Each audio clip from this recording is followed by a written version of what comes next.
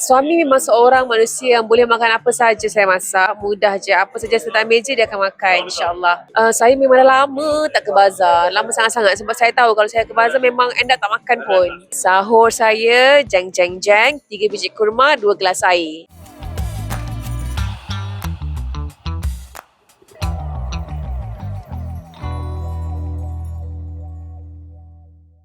Ada, Alhamdulillah ada masa. Tapi bukan hari-hari. Bila ada ruang, especially weekend lah, saya akan luangkan masa untuk masak sebab dah ada anak kecil-kecil yang dah pandai mengorder. Dan itu dan ini, dia memang kena lah mak dia ni memasak. Dan kalau masak untuk anak-anak, saya akan buat terus frozen lah.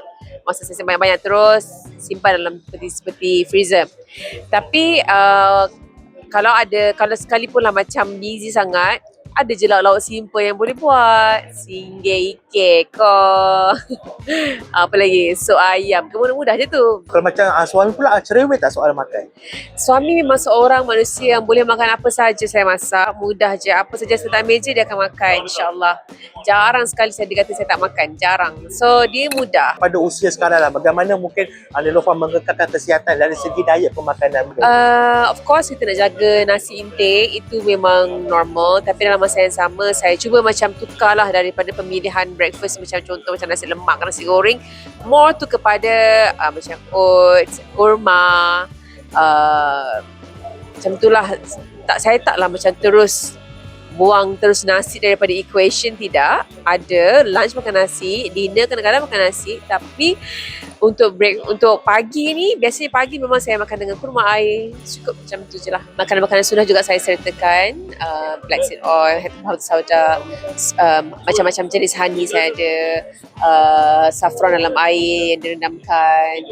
Apa lagi? Olive oil. Semua macam olive oil shot sahaja. Itulah antara benda saya amalkan.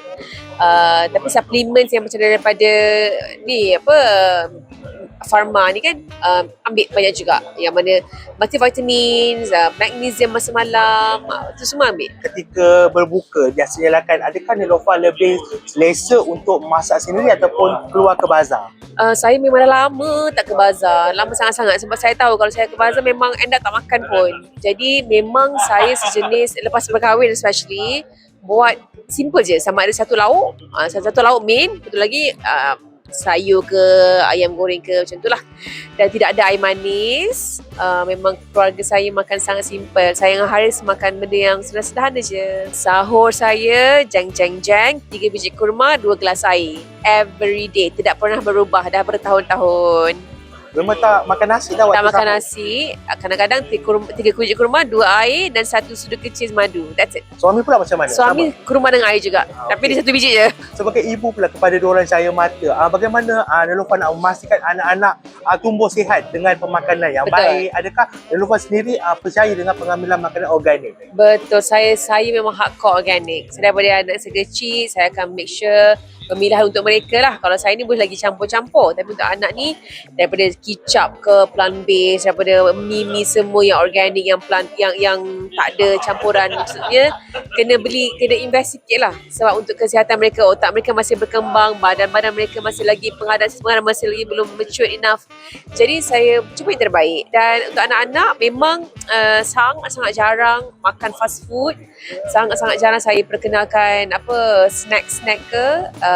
Kita kenyangkan mereka dengan real food. Dengan maksudnya time dinner makan dinner betul-betul. Banyaklah lauk-lauk pun banyak, protein pun banyak. Tapi jadi malamnya susu sikit je macam tu. Kalau kata jarang-jarang bagi tu maksudnya Neelofa tak adalah terlalu menyekat. Tak ada. Kita faham. Lah. Mereka juga kanak-kanak. Mereka juga nak, I want candy, I want ice cream. Kita layan, tapi bukan selalu. Dan mereka tahu benda tu bukan adalah kebiasaan dalam diorang punya kehidupan lah.